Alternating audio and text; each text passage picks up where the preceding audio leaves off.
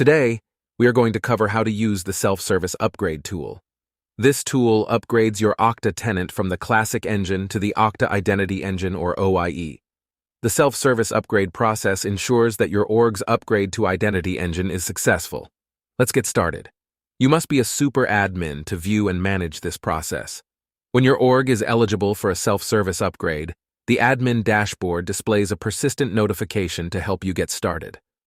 I'm already logged into my admin dashboard.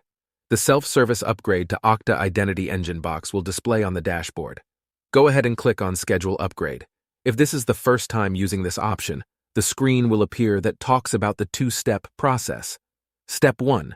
Check eligibility and complete action items, and Step 2. Schedule the upgrade. On this page, you will see acknowledgement and configuration action items. Complete each action item under each section. Detailed steps on how to resolve each item are provided. Once your configuration and acknowledgements have been correctly configured and resolved, you can update your eligibility to run again. You should now receive the confirmation that your org is eligible to upgrade.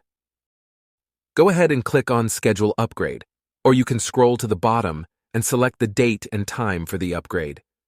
You will receive a confirmation message. The banner on the dashboard will now display the scheduled upgrade date and time. If you need to reschedule your upgrade, use the link on the dashboard and select the new date and time. That's it. Most upgrades only take a few minutes to complete, so there's no downtime for admins and end users.